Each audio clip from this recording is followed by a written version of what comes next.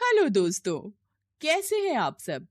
हमारी कहानियां देखने के लिए हमारे चैनल को सब्सक्राइब कीजिए और हाँ, बेल आइकॉन पर क्लिक करना मत भूलिएगा। सविता के पति श्यामलाल ने जैसे ही अपनी पत्नी के तकिए के नीचे एक महंगा मोबाइल देखा, उसका माथा ठनक गया। उसे समझ नहीं आया कि 2,000 रुपए कमाने वाली उसकी पत्नी के पास 50,000 का मोबाइल फोन कहां से आया। सविता दूसरे के यहाँ झाड़ू पोछे का काम किया करती थी और उसका पति ठेका मजदूर था। पत्नी के पास इतने महंगे फोन को देखकर उसके दिमाग में कई तरह के सवाल आने लगे। श्यामलाल ने अपने दिल को मनाया तो जरूर, लेकिन रात भर उसे नींद नहीं आई। आखिर इसके पास इतना महंगा फोन कहां से आया? इसे जगा कर पूछूं क्या? नहीं, अभी सोने देता हूं, बेचारी थकी होगी, कल सुबह पूछूंगा। सविता, ये किसका मोबाइल है और तेरे पास कहां से आया?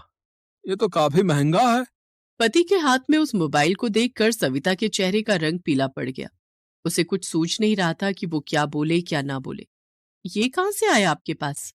पता है मैं कितनी चिंता में थी इस फोन को लेकर। तुमने मेरी बात का कोई जवाब नहीं दिया सविता।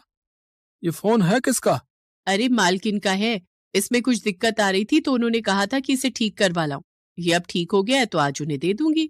ये कहकर सविता ने मोबाइल अपने हाथ में लिया और काम पर निकल गई। लेकिन उस दिन के बाद से सविता का पति कभी उसके पास नए सोने के झुमके देखता तो कभी पायल, कभी महंगी साड़ी तो कभी कुछ और।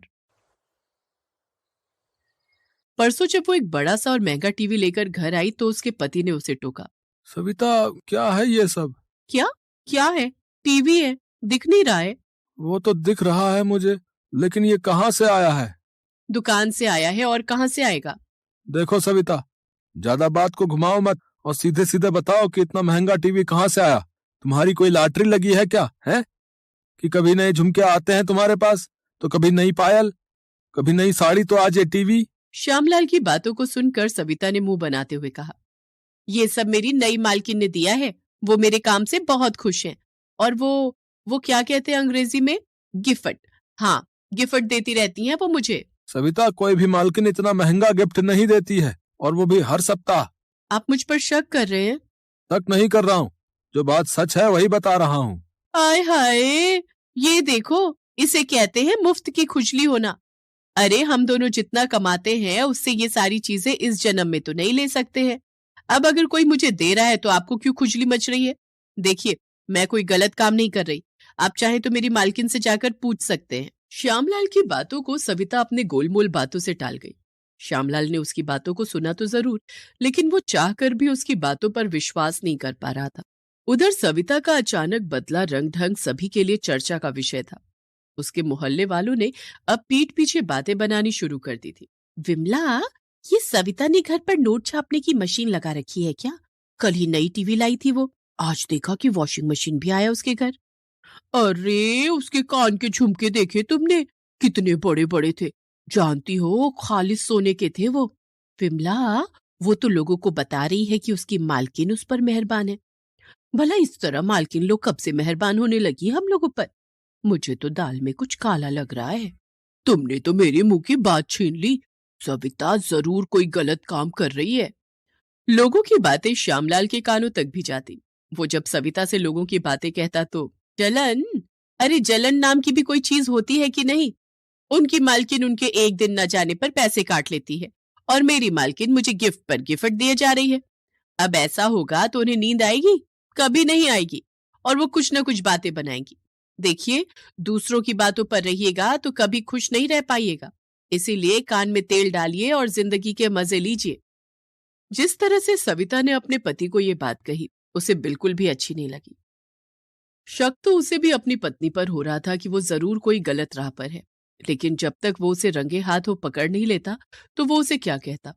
हालांकि वो दिल से दुआ करता कि सविता कोई गलत रास्ते पर ना हो। हे भगवान, जैसा मैं सोच रहा हूँ वैसा बिल्कुल भी ना हो, और जैसा सविता कह रही है वैसा ही हो। कुछ दिन और गुजरे। एक बार की बात है, रात के 9 बज गए थे, लेकिन सविता अभी तक काम से लौटी नहीं थी। श्यामलाल उसके लिए बहुत परेशान हो रहा था। क्या बात है, सविता आज कहाँ रह गई? वो तो 5 बजे तक ही काम से वापस लौट आती है। आज तो 9 बज गए। श्यामलाल के मन में कई सारे विचार आ रहे थे और जैसा कि होता है सारे विचार नकारात्मक ही थे। कहीं कोई हादसा तो नहीं हो गया उसके साथ, मुझे जाकर पता करना होगा। श्यामलाल उसी समय मालती अपार्टमेंट की ओर निकल गया जहां सविता काम करती थी। वो तेज गति से अपार्टमेंट की ओर बढ़ा चला जा रहा था। तभी उसकी नजर एक पुलिस की जीप पर गई। उसने देखा कि सविता उस जीप में बैठी हुई है। सविता को पुलिस जीप में बैठा देख श्यामलाल का दिमाग चक्कर खाने लगा। अरे ये पुलिस सविता को कहाँ लेकर जा रही है? सविता, ए सविता! लेकिन पुलिस की गाड़ी तेज रफ्तार में वहां से निकल गई। श्यामलाल पुलिस की गाड़ी के पीछे भागने लगा और भागते भागते वो पुलिस स्टेशन पहुंचा। सविता जेल की सलाखों के अंदर थी। सविता, क्या किया तूने? पुलिस वाले तुझे यहाँ क्यों लेकर आए हैं? बता, बता, क्या किया तूने? सविता खामोश थी। उसका चेहरा पीला पड़ा हुआ था। तभी इंस्पेक्टर उसके पास आया। हाँ भाई, तुम इसके पति हो? जी साहब, मैं इसका पति हूँ। क्या किया है इसने? रे बोल तो ऐसे रहा है जैसे कि तेने कुछ पता नहीं है। जरूर तुम लोग मिलकर ये रैकेट चलाते होगे। रे तेरे को भी जेल में बंद करता हूँ अभी, रुक। रैकेट? कौन सा रैकेट साहब? आप क्या कह रहे हैं? सविता का मन हमेशा से अमीर बनने का था। वो बड़े साहब लोगों के यहाँ काम करती, उनकी लाइफस्टाइल को देखती, उनके कपड़ों और गाड़ियों को देखती तो उसके मन में हमेशा यही आता कि मुझे भी इन महंगी गाड़ियों में बैठना है, महंगे कपड़े पहनने हैं, इनके जैसी जिंदगी जीनी है। लेकिन दूसरों के यहाँ झाड़ू पोछा करके महंगे शौक पूरा करना संभव नहीं था। इसलिए उसने शॉर्टकट अपनाने का सोचा। सविता दिखने में सुंदर थी।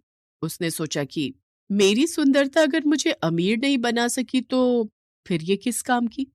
इसलिए वो जहां जहां काम करने जाती थी उस घर के मालिक को अपनी अदा से घायल करने की कोशिश करती थी।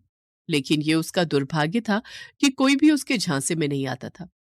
लेकिन एक बार विवेक नाम का एक शादीशुदा शख्स उसके जाल में फंस गया। हुआ ये कि विवेक की पत्नी शालिनी कुछ दिनों के लिए मायके गई हुई थी।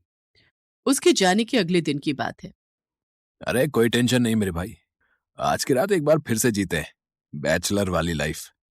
पूरी रात मस्ती मस्ती होगी। तो मिल पुराने अड्डे पर। विवेक ने अपने दोस्तों के साथ उस रोज जबरदस्त पार्टी की। जब वो घर लौटा तो उसके पांव लड़खड़ा रहे थे। उसने उस दिन कुछ ज्यादा ही पी ली थी। घर पहुंचकर वो तुरंत बिस्तर पर जाकर सो गया। उसे घर पहुंचे हुए अभी आधे घंटे भी नहीं हुए थे कि दरवाजे की बेल बजी। साहब, मेम साहब ने कहा था कि आपके लिए रात की रोटी बना दिया करूं। रोटी? नहीं नहीं, तुम जाओ। मैं खा कर आया हूं मैं। नहीं साहब, ऐसे कैसे चली जाऊं?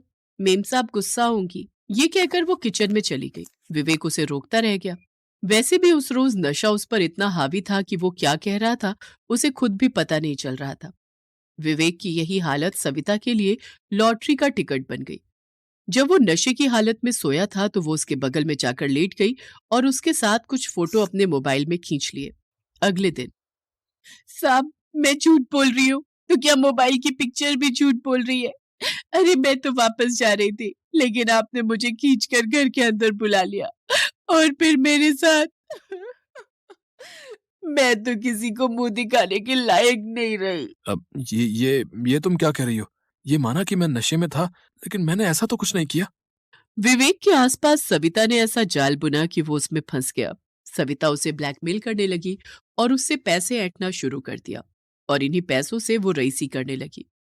ये सिलसिला चलता रहा लेकिन एक दिन विवेक की पत्नी शालिनी ने बैंक के पासबुक में देखा कि विवेक हर दूसरे दिन एक मोटी रकम खाते से निकाल रहा है।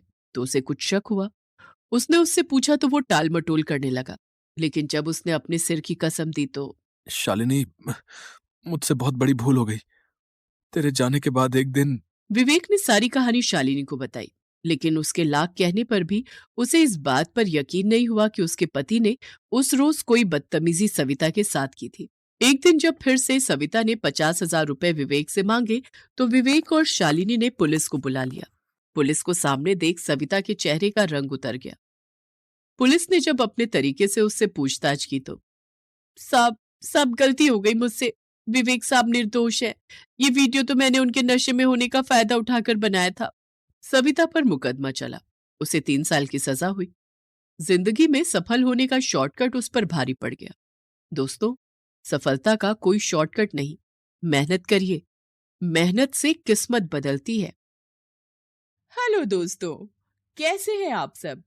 हमारी कहानियां देखने के लिए हमारे चैनल को सब्सक्राइब कीजिए और हाँ, बेल आइकॉन पर क्लिक करना मत भूलिएगा।